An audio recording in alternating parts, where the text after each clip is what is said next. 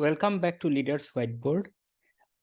Today we will discuss in session 5 of this series, the iron triangle of software development. So in the last session, the fourth session, we discussed about if you want to be a manager, do you want to be a hands-on manager or hands-off manager? And we discussed some pros and cons of both being hands-on and hands-off. Now, let's get to a stage where you are a manager right now. So what it means, people manager or people leader. So what it means now that you are going to manage projects, you are going to manage people, you are going to manage processes and so on.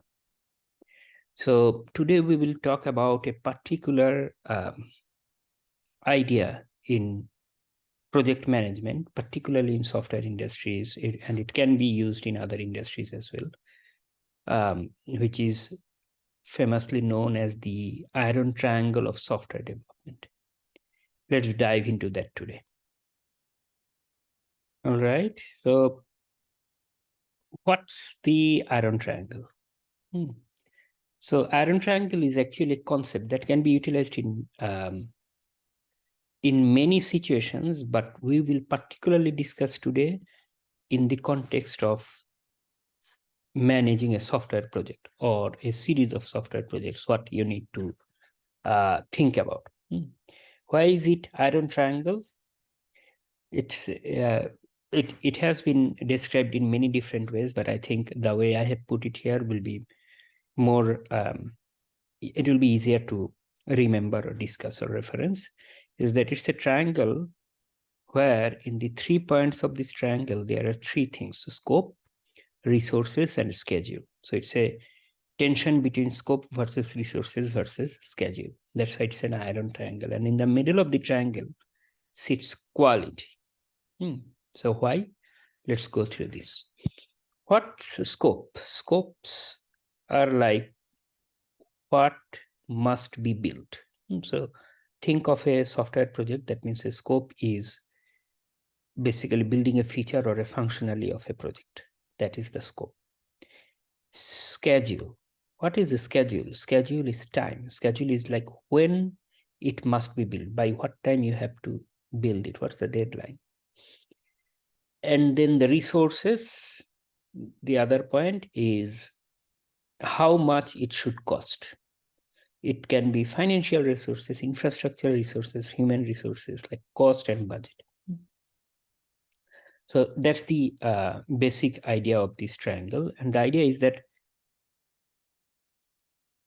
for a project's quality, which is in the middle of this iron triangle, the quality to remain constant or at a projected level, you have to play around between scope, resources, and schedule in such a way that you may have to sacrifice one or the other to keep the quality, untouched or uncompromised. It's something similar to, if you remember, in the distributed systems computing theory, there is something called CAP theorem, right? Is that in the presence of network partition, you have to choose between consistency and availability, right? That CAP theorem. It's something similar to that, is that to keep the quality constant, you cannot have scope, resources, and schedule always at the most optimal cases. You'll have to probably sacrifice one for the other or have a trade-off between these 3, the scope, resources, and schedule. So let's look a little more into these triple constraints, these 3. So the first one is a scope. The scope refers to the features, functionalities, and requirements of the software projects. It defines what the software will do and what it won't do. The scope can change as the project progresses, and managing scope effectively is crucial to delivering a successful project. Expanding the scope often leads to increased time and cost. So as an engineering manager or as a leader, you'll have to keep an eye on the scope of the project that you're managing. So that's one constraint you have. The second constraint, the resources. Resources represent the budget, allocated to a project. Now it includes the financial resources as well as human resources like developers, test engineers, design engineers, etc. Managing costs involve budgeting, resource allocation, and controlling expenses. Overspending or inadequate resourcing can lead to project delays or reduced scope. And then finally, the third constraint, the schedule. This is the schedule or the timeline within which the software project needs to be completed. It includes milestones, deadlines, and timeframes for different phases of the project. Time constraints can put pressure on the development team and might lead to compromises in scope or quality if not managed properly. So one of the things I have seen in many companies and many projects that I have been working on is that the scope is something that product managers or UX designers, they usually optimize for when one of the three things are to be sacrificed, either scope, resources, or schedule. If you need to sacrifice to keep the quality at a desired level, often I have seen product managers or UX designers optimize for scope. They are a little bit hesitant to reduce or compromise on scope. I have seen similarly that the engineers in the team, software engineers, they more optimize for resources. That means they will say that, oh, to meet the deadline or to keep the quality of the project, we need more engineers. If we add more engineers, then we can deliver on time with that quality given the scope. And what I have seen is the senior leadership team, they optimize for schedule, deadline, timeline. We have to go to market, right? We are going to miss the market if we don't go there. We have a deadline, we have a client or a customer waiting, and so on. So this is something sometimes happen that although there are a lot of stakeholders, different team members, we all are working for the same cohesive reason, for the same business, for the same goal, same objective. We sometimes are biased towards one of the angles of this iron triangle. That's why it is called iron triangle, is that we try to optimize, different people, team members try to optimize for in different directions. But the right solution is actually we all should work together as a unit instead of optimizing for one or the other, which means engineers should not be just thinking of level of effort or capacity or resources or additional headcount. Product managers should not be just thinking like, no, this is the MVP, minimum viable product. This is a showstopper. Anything less than that, it's a must-have. We cannot deliver it to the customer and so on. And senior leadership team should not always be very inflexible on the deadline that, no, by this quarter or this month or this calendar date has to be done. So there has to be some flexibility around it. If you are working on a software project that's relatively agile. So, we haven't touched base yet on the software development lifecycle, like what is waterfall, what is agile, extreme programming, Kanban, Scrum, and so on. So we will cover those in one or more of our feature sessions. But many of you have been using, the industry have been using some of the versions of agile delivery methodologies like Scrum. So you are aware of iterative development, like you build a little bit, you add additional scope, and then as you learn new thing, you build next and so on. So instead of one big bang delivery at the end, you keep delivering small milestones over a period of time. So the schedule is, or the timeline or deadline is never very far. It's quick, small, iterative deadline or milestone that the team works on. So that's why in an agile delivery methodology, these need to be flexible, the scope, the resources, and the schedule. The only thing that should not be compromised is the quality. That's the whole idea of the iron triangle. So I'd like to know, what is your experience? Do you agree that often we engineers actually try to optimize for resources or level of effort or capacity? Do you agree that often product managers are a little bit rigid on the scope? Do you agree that the leadership team often are not very flexible on this, on the deadline? What's your experience here in your company and project? I'm sure we'll have varying experience based on the industry, the geography, the company size and stage of the company and so on. But I'm curious to know your experience. Please add your experience or opinions in the comment of this YouTube, as well as please like and subscribe it. Now that we know the problem, this iron triangle, and we know that we have to work together, we have to be flexible on all three of those. The only thing we should not be flexible is quality, but we need to be flexible on the scope, resources, and schedule. So how do we do it? What are some of the levers we have? Or let's say you are an engineering manager, you want to influence the team and the stakeholders. How do you go about that? What are some possible solutions? Let's look at that now.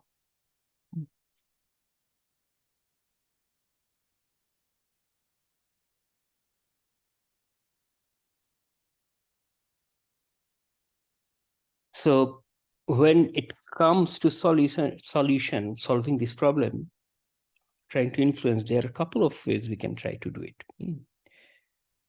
Let's call these possible remediations. So the first one is divide the scope of the project. Here the scope is functionalities, enhancements, or bug fixes, into multiple milestones via iterative delivery. I was talking about agile delivery a little earlier. So in an agile, you have a sprints. Let's say you have a 2-week sprint where every 2 weeks you release something to your customer. So, and then you iterate over it in the next sprint and next sprint and so on. So break down your product into MVP, and even that MVP, break it down into multiple milestones. Having smaller deliverables will instill confidence in the customer on the eventual deliverables. Why? Because after every sprint, you are demoing the customer. Look, this is how far I have developed. Do you think it's going the right way? Is there any feedback? So you get feedback, you have immediate opportunity to course correct yourself. Instead of waiting for a long to get the feedback, by that time, there will be a lot of lost cycles there, right? You cannot come back. You'll get into sunk cost fallacy and all those things. So your customers won't be able to say, but you promised to deliver by this time, this whole thing, right? Because you delivered something instead of nothing by that promise date. So because you broke it down, there are a shorter cycle of deliveries, shorter delivery milestones. So they are always, customers are knowing you are working on it. They're being able to give you direct feedback. They will feel more comfortable instead of being upset that after waiting for a long time, you are saying that, yeah, within this date, they cannot deliver you the whole thing that they promised and so on, right? So in other sense, choose minimum viable product, MVP, over big requirements upfront, which is BRUF. So that's one possible remediations, just to break down the deliverables into smaller chunks and keep the customers engaged within shorter duration of time, shorter milestones. Another possible remediations on top of that, what you can do is how you optimize your team's performance. Convert the resources to high-performing, long-lived teams so that they consistently improve their capacity to deliver over time.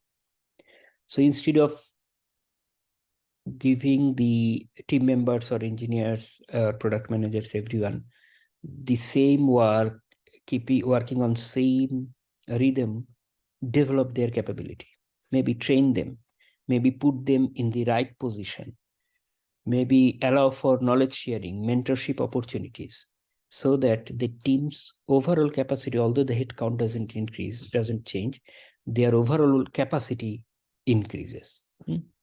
Because often just hiring additional engineers in a rush doesn't solve the capacity problem in the short run, as they need to ramp up and gel with the team before being equally productive. You hire new resources, let's say new engineers in the team, you have to give them ramp up time. Some of them may take more time to become a team player, to gel with others and so on.